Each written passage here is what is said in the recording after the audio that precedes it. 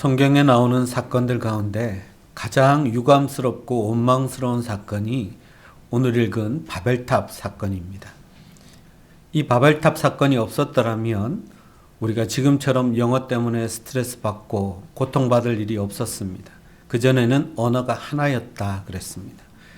근데 하나였던 언어를 하나님이 여러 갈래로 만드시고 또한 그 사람들을 흩으신 사건이 바로 이 바벨탑 사건입니다. 만약 이 사건이 없었다면, 전 세계가 똑같은 언어를 쓰고 있다면 이 세상은 어떨까요? 지금보다 훨씬 더 평화로울까요?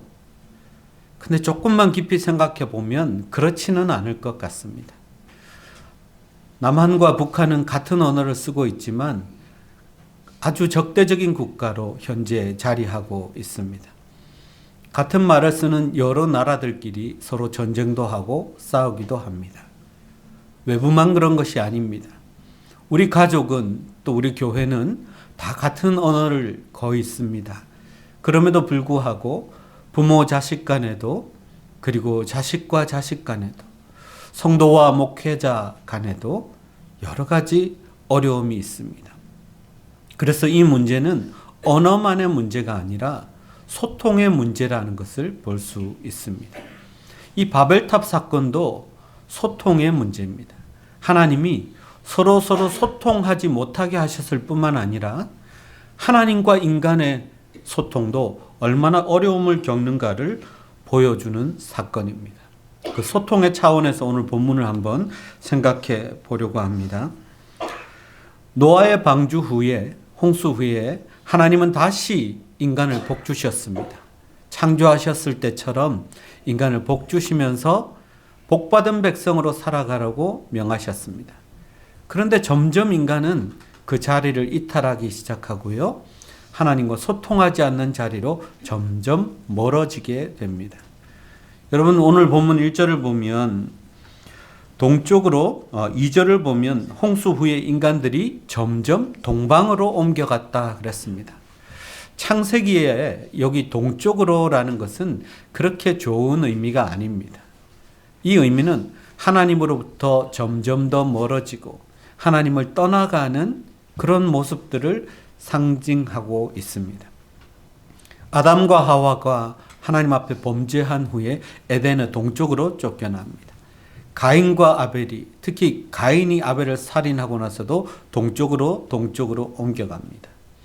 이후에 룻과 아브라함이 헤어질 때도 보면 룻이 동쪽으로 가는데 거기에 소돔과 고모라가 있었습니다.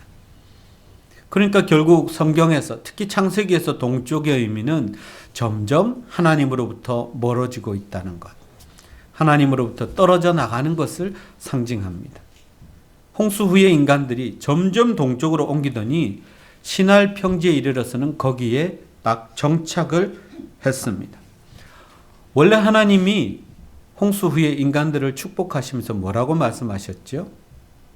땅을 정복하고 다스리고 생육하고 번성하고 땅을 정복하고 다스려서 온 땅에 충만하라 하셨습니다. 그래서 하나님의 명령대로 흩어져 가는 것, 이동하는 것 자체는 문제가 아닙니다. 그런데 이들이 이동하다가 점점 동쪽으로 가더니 시날이라는 곳에서 하나님의 뜻과는 상관없이 거기 정착하기로 마음을 먹었습니다. 여기서부터 문제가 좀 생긴 것이지요. 하나님은 하나님의 복이 하나님의 백성들을 통해서 온 세계로 전파되기를 원하는데 이들은 스스로 그것을 거부하게 된 것입니다. 자기 뜻 안에 자기들의 삶을 가둬놓고 하나님의 뜻에 반대하면서 지었던 것이 바로 바벨탑이었습니다.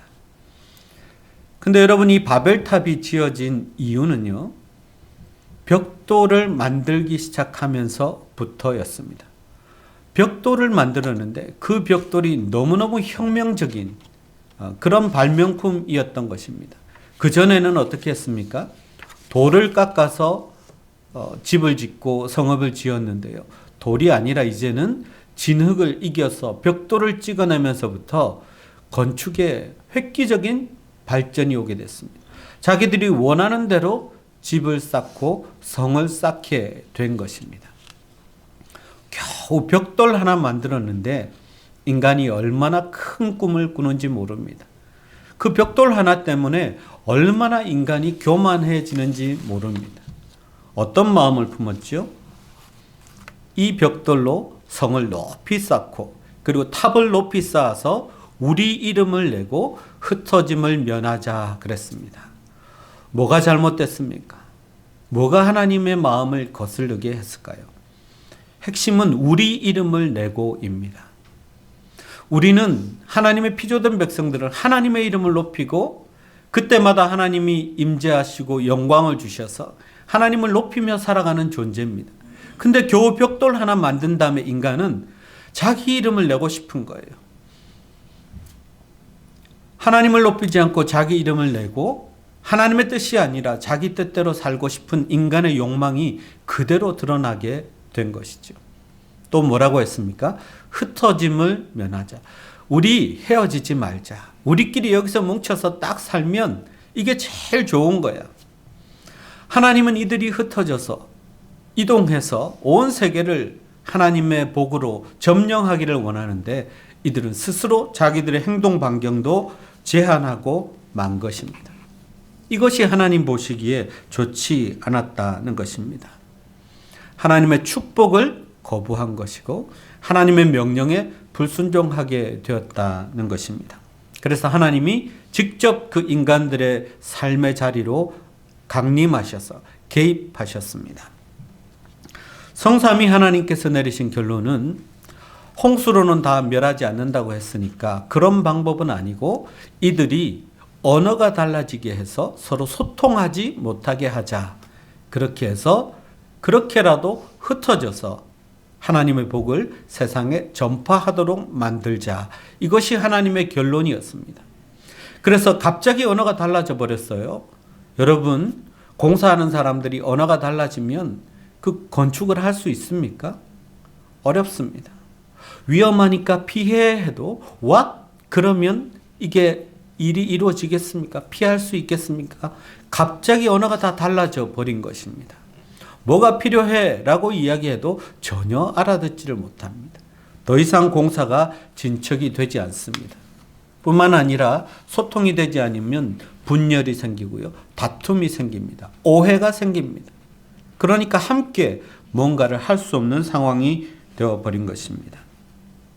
그래서 이들은 언어도 갈라졌고 삶의 자리도 갈라져서 뿔뿔이 흩어지게 되었습니다. 그러나 더 본질적인 의미는요, 하나님과의 소통이 깨어져 버렸고, 그리고 인간과 인간의 세상이, 인간과 인간의 소통이 깨어진 세상은 앞으로 고통스러운 세상이 될 것을 암시하고 있습니다. 하나님과도 아무런 소통이 되지 않습니다. 인간과 인간 간에도 소통이 되지 않고 서로 오해하고 그래서 다투고 그렇게 되어버리는 것입니다. 이것이 얼마나 큰 고통인지 모릅니다.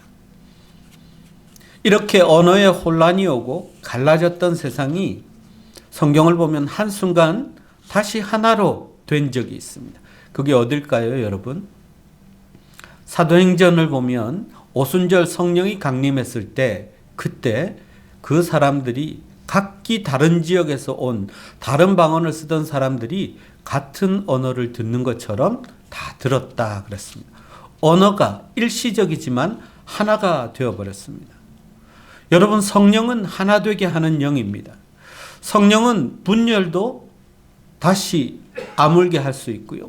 다툼도 화해시킬 수 있습니다. 하나님의 거룩한 영이 함께하면 언어의 다름은 문제가 되지 않습니다. 다시 의사소통할 수 있게 된다는 것입니다. 왜 그럴까요? 성령은 하나님의 영입니다. 하나님의 영이 우리를 하나님과 다시 소통하게 하고, 그리고 그 영이 우리 안에 계실 때 우리는 주변에 있는 사람들이 아무리 다른 말을 하고 다른 생각을 하고 다른 뜻을 품었다 할지라도 하나 될 수 있다는 것입니다. 다시 소통하게 하는 힘, 그것은 바로 성령의 능력입니다. 우리에게 이 성령의 능력이 필요하지 않습니까? 근데 여러분, 사람들은 참 신기합니다. 하나님이 그렇게 하나 되게 하셨고 성령으로 다시 의사소통이 이루어지도록 해주셨는데도 불구하고 흩어지지 않습니다. 하나님이 말씀하신 그 말씀에 순종하지 않았다는 것입니다. 하나님의 말씀은 무엇이었습니까? 성령이 임하시기 전까지는 모여 있으라. 흩어지지 말라. 그래서 간절히 기도하라. 그러나 성령이 임한 후에는 흩어져라. 그래서 복음을 전하라. 이것이 하나님의 명령이었습니다. 근데 성령이 임하고 나서도 초대교회가 흩어지지 않습니다. 하나님과는 소통을 했는데 성도들과 성도들 혹은 성도들과 이웃 간의 소통이 이루어지지 않는 것입니다. 그러니까 하나님이 강제로 소통하게 하셨습니다. 그게 뭡니까? 핍박과 박해를 통해서 초대교회 사람들이 전 세계로 흩어지게 하셨습니다. 그러니까 소통하는 것은 하나님의 뜻입니다. 하나님은 우리끼리 모여 있는 것을 원하지 않고 우리 주변의 이웃과 우리 주변에 있는 사람들과 이 세상과 소통하기를 원하시는 것입니다.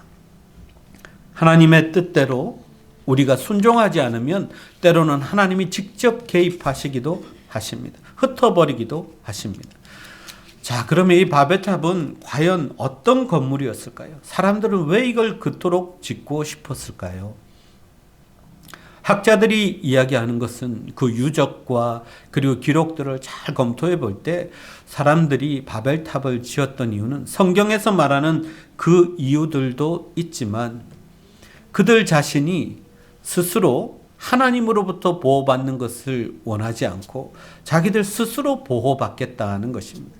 스스로 보호하겠다는 것입니다. 그래서 요새를 짓고 싶었습니다.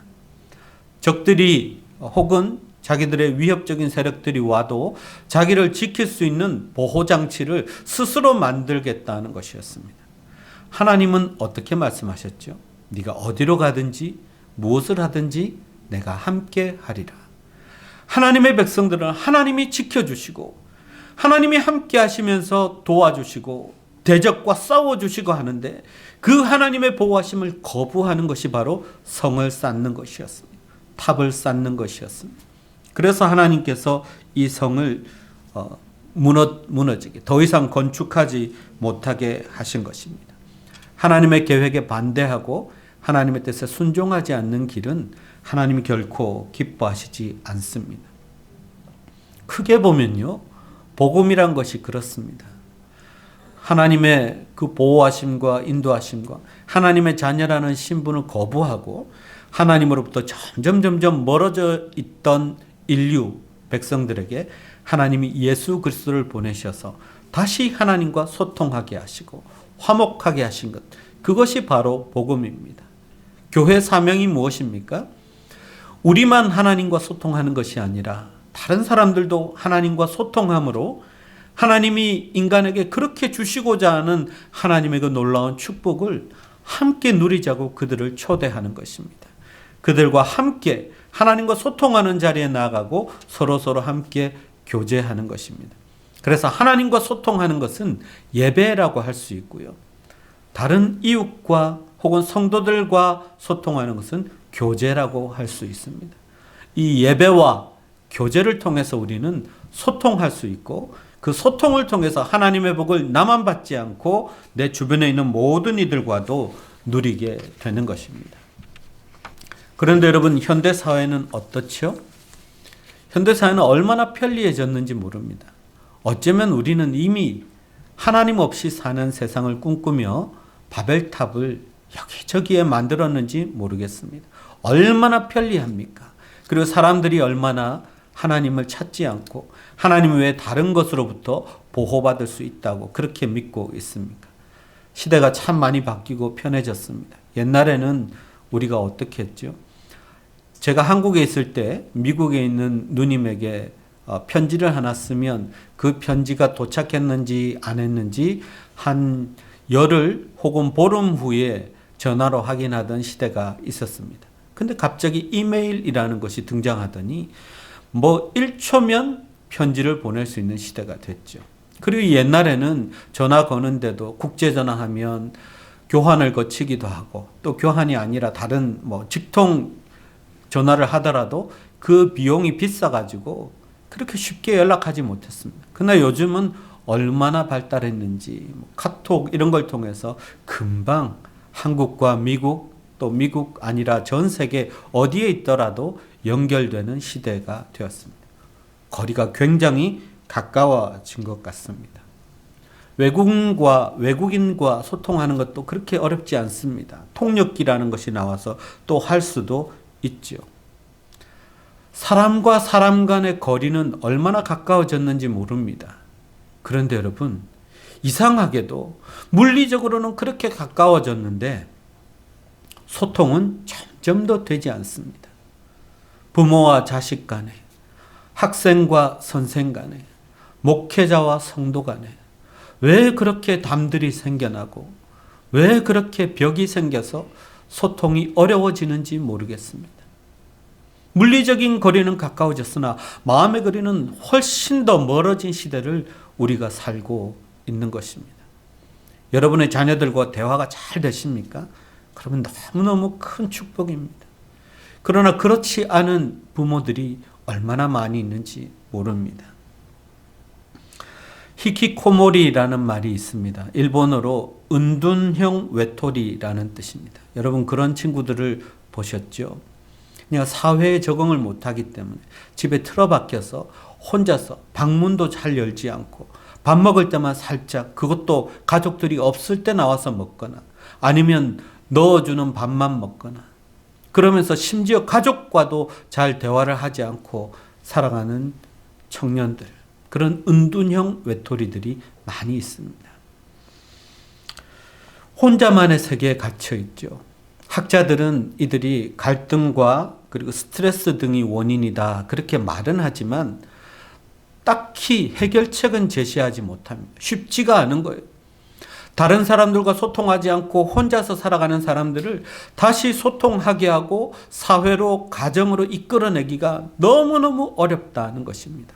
히키코모리, 이런 사람들이 얼마나 많은지 모릅니다.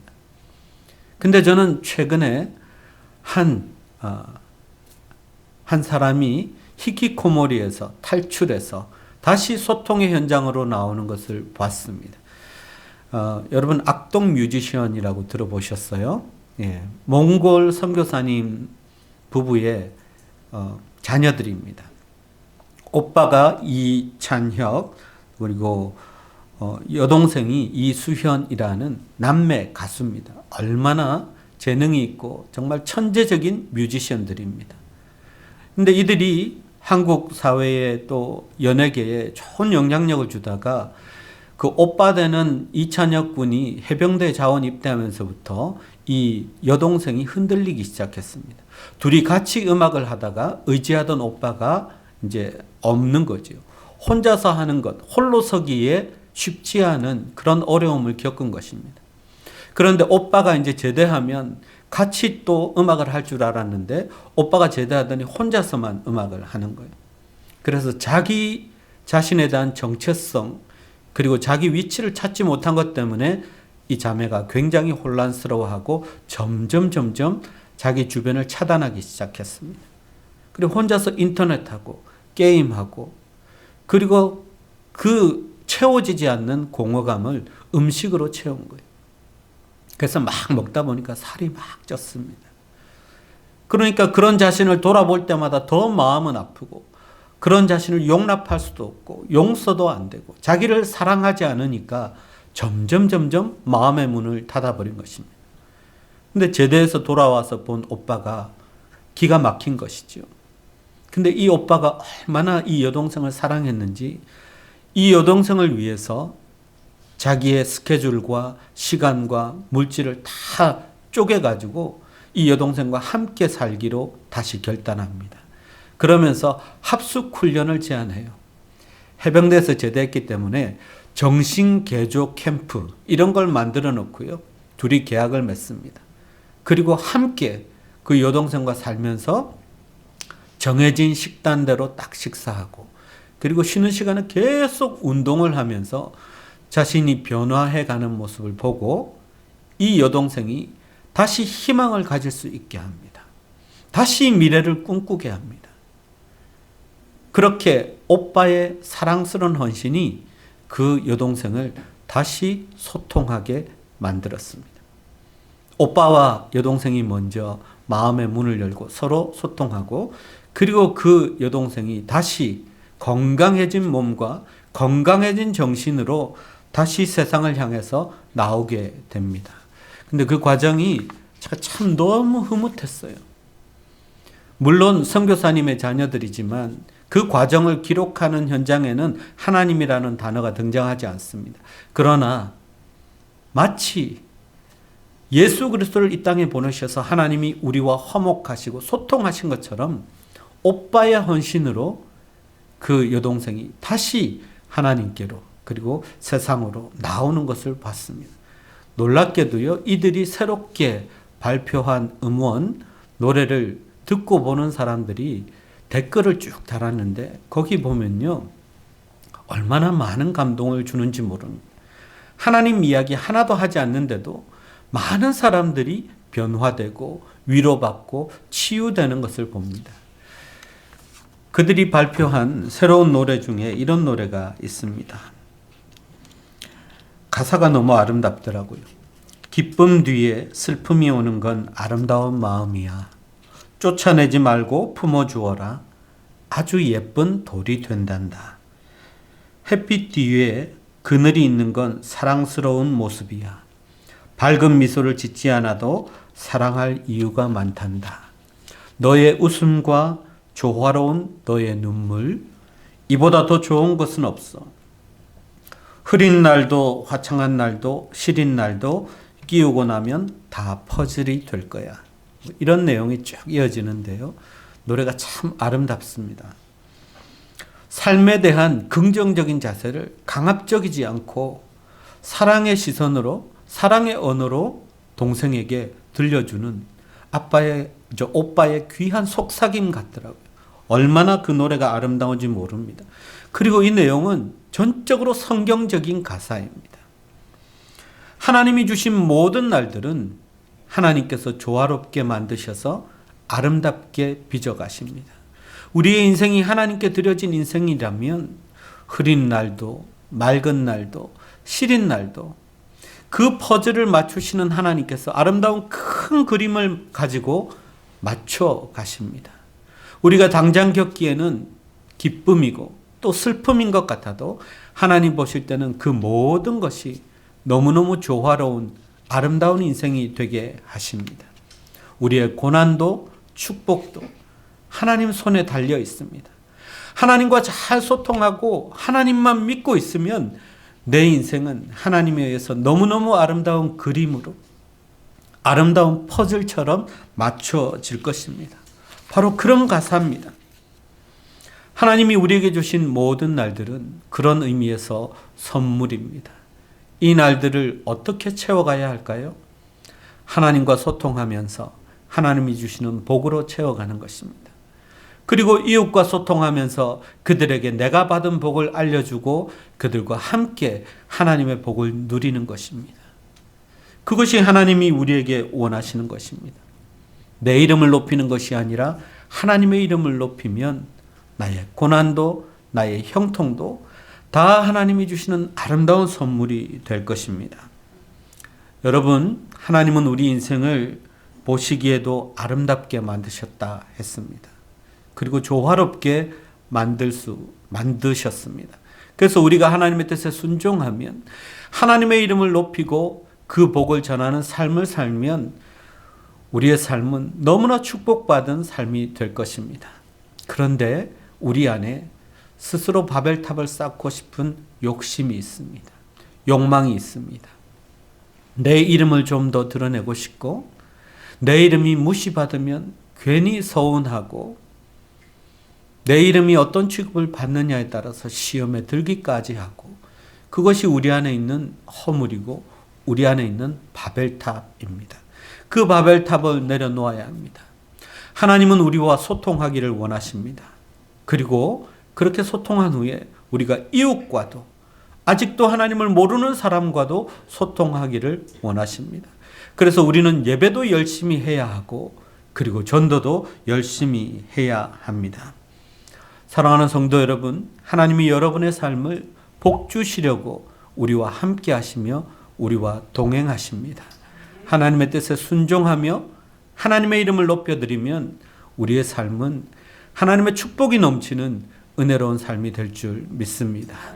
기도하겠습니다. 하나님 아버지, 우리를 성령으로 하나 되게 하여 주옵소서. 하나님의 음성을 듣고 예배하고 순종함으로 하나님의 복을 받는 사람들 되게 하여 주옵소서. 그 복을 가정과 이웃과 성도들과 함께 나누게 하여 주옵소서. 예수 그리스도의 이름으로 기도하옵나이다. 아멘.